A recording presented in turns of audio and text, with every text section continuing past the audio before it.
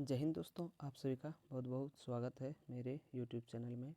तो अभी तक हम लोग खान सर के बुक से बिहार एसएससी का सेट 11 तक का हल कर लिए हैं। आज हम लोग सेट नंबर 12 करने वाले हैं, जो कि बिहार एसएससी एग्ज़ाम के लिए मोस्ट इम्पोर्टेंट है। और यह सेट जो है बहुत ही अच्छा है, जिसमें कि बहुत सारे क्वेश्चन है जो कि एग्ज़ाम में पूछने का बहुत ज़्यादा चांसेस है। तो वीडियो को लास्ट तक ज़रूर देखिएगा। और अगर इससे पहले का वीडियो आप लोग नहीं देखे हैं तो उसका लिंक हम डिस्क्रिप्शन बॉक्स में दे देंगे, वहां पर जाकर के आप लोग देख सकते हैं। तो चलिए आज का वीडियो स्टार्ट करने से पहले जो भी फ्रेंड्स इस वीडियो को देख रहे हैं तो वीडियो को लाइक, शेयर और इस चैनल पर पहली बार आए हैं तो चैनल को सब्सक्राइब ज़रूर कर लीजिएगा। और हाँ, वीडियो को अंत तक ज़रूर देखिएगा, क्योंकि जितना भी क्वेश्चन बताने वाले हैं वो मोस्ट इम्पॉर्टेंट क्वेश्चन है और एग्ज़ाम में आने का चांसेस बहुत ज़्यादा है। तो चलिए स्टार्ट करते हैं आज का वीडियो क्वेश्चन नंबर 1 से। सिंधु घाटी की सभ्यता की अधिकतम मुहरें निर्मित है। सिंधु घाटी की सभ्यता की अधिकतम मुहरें निर्मित है। तो इसका राइट आंसर हो जाएगा ऑप्शन नंबर डी। क्या हो जाएगा? Option number D. किससे निर्मित है? सेल खड़ी से निर्मित है। आगे बढ़ते हैं क्वेश्चन नंबर 2 की ओर। जैन धर्म के 23वें तीर्थकर कौन थे? जैन धर्म के 23वें तीर्थकर कौन थे? तो इसका राइट आंसर हो जाएगा ऑप्शन नंबर सी, पार्श्वनाथ। कौन था? पार्श्वनाथ। आगे बढ़ते हैं क्वेश्चन नंबर 3 की ओर।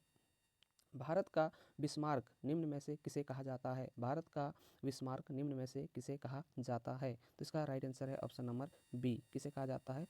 सरदार पटेल को। किसे कहा जाता है? सरदार पटेल को। आगे बढ़ते हैं क्वेश्चन नंबर 4 की ओर।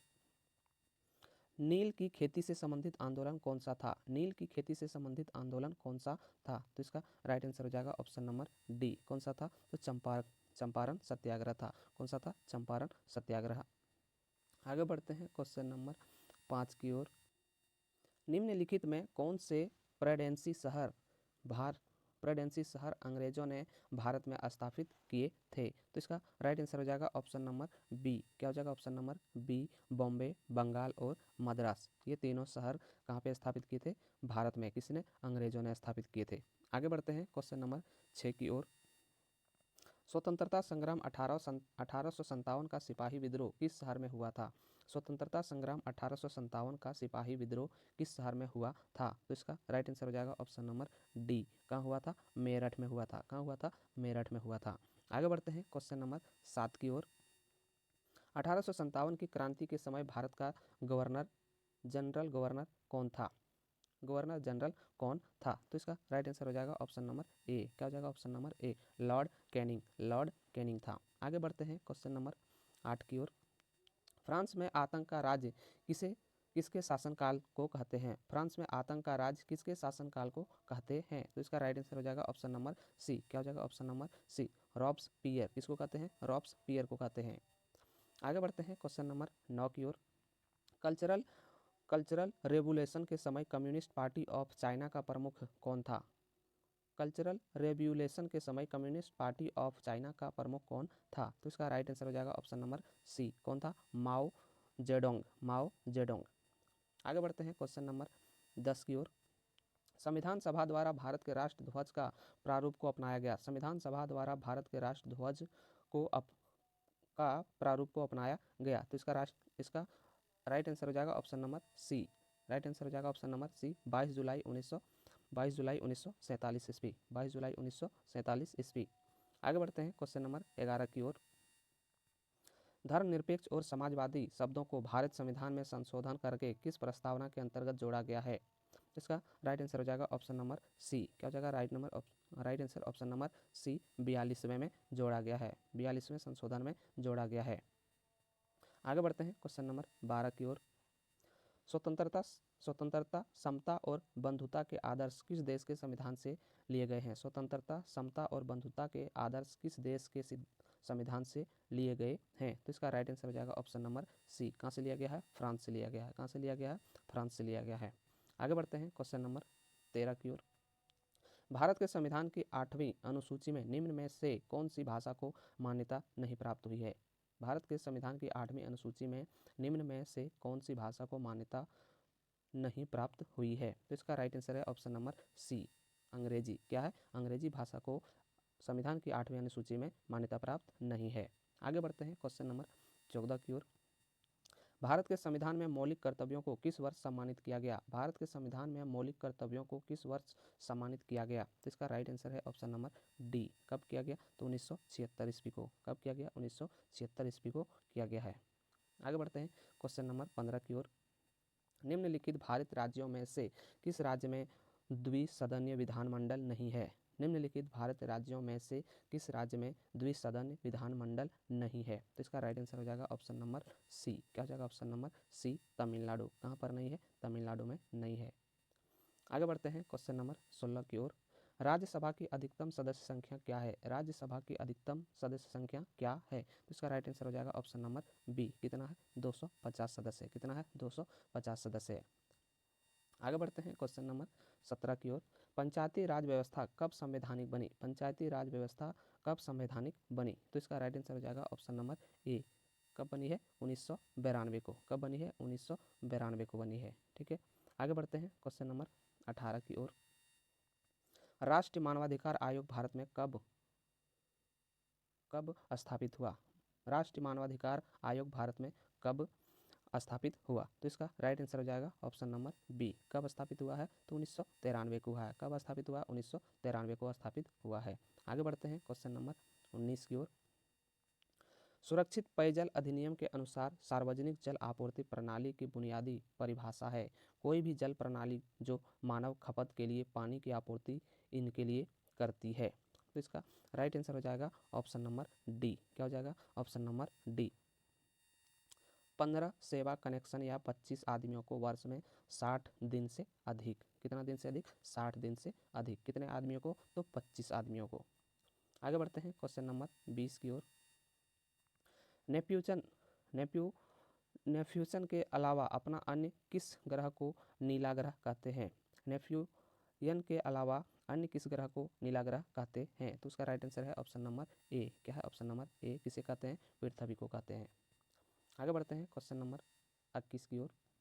निम्नलिखित में से किस देश का औद्योगिक क्षेत्र सही मेल नहीं है? निम्नलिखित में से किस देश का औद्योगिक क्षेत्र सही नहीं है? तो इसका राइट आंसर हो जाएगा option number D, Birmingham France. Birmingham France. Question number 22 की ओर बढ़ने से पहले जो भी फ्रेंड्स इस वीडियो को देख रहे हैं, वीडियो को लाइक, शेयर और इस चैनल पे पहली बार आए हैं तो चैनल को सब्सक्राइब जरूर कर लीजिएगा, क्योंकि इसमें अभी हम लोग किरण पब्लिकेशन और खान सर के बुक से जो है बिहार एसएससी एग्ज़ाम की सेट प्रैक्टिस कर रहे हैं, जो कि एग्ज़ाम के लिए मोस्ट इंपॉर्टेंट है। तो इसको तैयारी कीजिए और वीडियो को लास्ट तक जरूर देखिए। और अगर आप लोगों को यह वीडियो अच्छा लग रहा है तो लाइक कीजिए, और भी अच्छा लग रहा है तो चैनल को सब्सक्राइब कर लीजिए, क्योंकि आपके एक सब्सक्राइब करने से और एक लाइक करने से मुझे बहुत ज़्यादा मोटिवेशन मिलता है। तो चैनल को सब्सक्राइब और वीडियो को लाइक ज़रूर कीजिए। चलिए देखते हैं क्वेश्चन नंबर 22। वह गुण जिस कारण कोई पदार्थ वायुमंडल की नमी सोख लेता है। वह गुण जिस कारण कोई पदार्थ वायुमंडल की नमी सोख लेता है। तो इसका राइट आंसर हो जाएगा ऑप्शन नंबर बी, प्रस्वेदन। प्रस्वेदन। आगे बढ़ते हैं क्वेश्चन नंबर 23 की ओर। मुंबई हाई किससे संबंधित है? मुंबई हाई किससे संबंधित है? तो इसका राइट आंसर हो जाएगा ऑप्शन नंबर बी। किससे संबंधित है? पेट्रोलियम से संबंधित है। किससे संबंधित है? पेट्रोलियम से संबंधित है। आगे बढ़ते हैं क्वेश्चन नंबर 24। स्वेज नहर भूमध्य सागर को जोड़ती है। स्वेज नहर भूमध्य सागर को जोड़ती है। तो इसका राइट आंसर हो जाएगा ऑप्शन नंबर डी, लाल सागर से। कहाँ से जोड़ती है? लाल सागर से। आगे बढ़ते हैं क्वेश्चन नंबर 25 की ओर।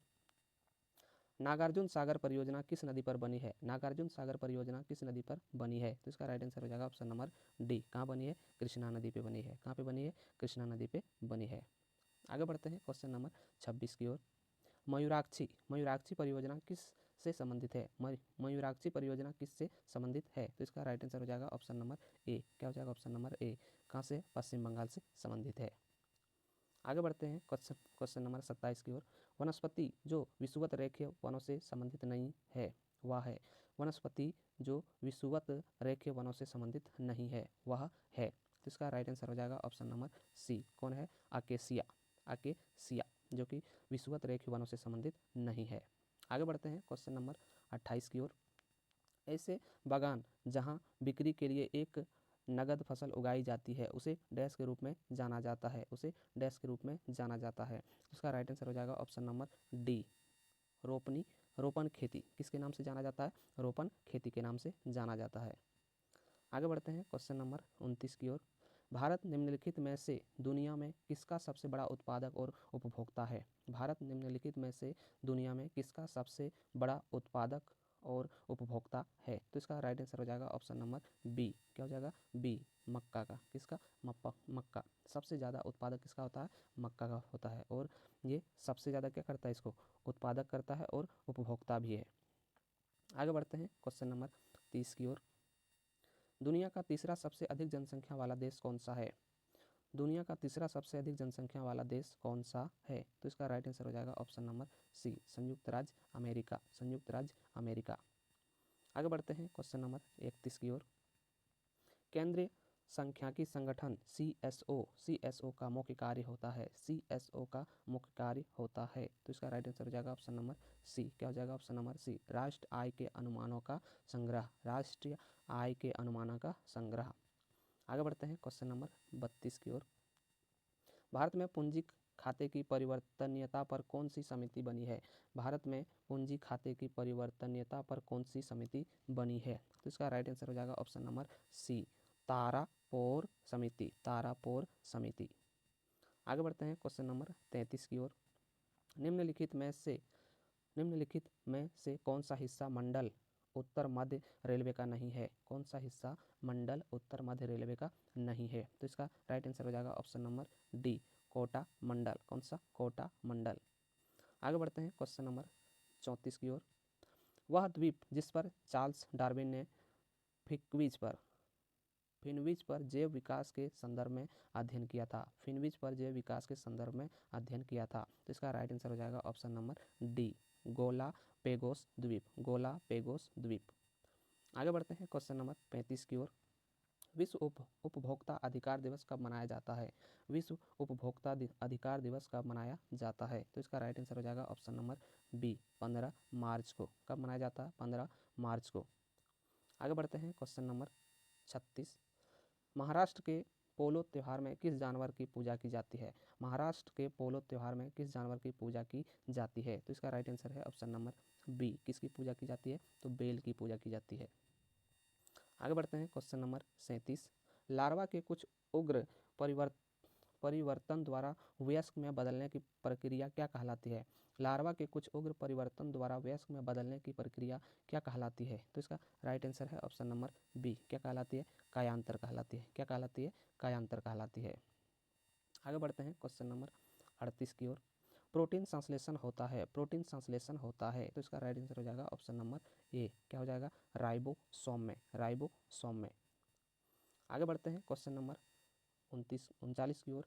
हड्डी और पेशी को जोड़ता है। हड्डी और पेशी को जोड़ता है। तो इसका राइट आंसर हो जाएगा ऑप्शन नंबर बी, कंडारा। कौन जोड़ता है? कंडारा जोड़ता है हड्डी और पेशी को। आगे बढ़ते हैं क्वेश्चन नंबर 40 की ओर। मानव पित्त जो एक पीले हरे रंग का तरल है, इसकी प्रकृति है। मानव पित्त जो एक पीले हरे रंग का तरल है, इसकी प्रकृति है। तो इसका राइट आंसर हो जाएगा ऑप्शन नंबर सी। कैसा है? क्षारीय है। कैसा है? क्षारीय है। क्वेश्चन नंबर 41 की ओर बढ़ने से पहले जो भी फ्रेंड्स इस वीडियो को देख रहे हैं, वीडियो को लाइक, शेयर और इस चैनल पे पहली बार आए हैं तो चैनल को सब्सक्राइब जरूर कर लीजिएगा।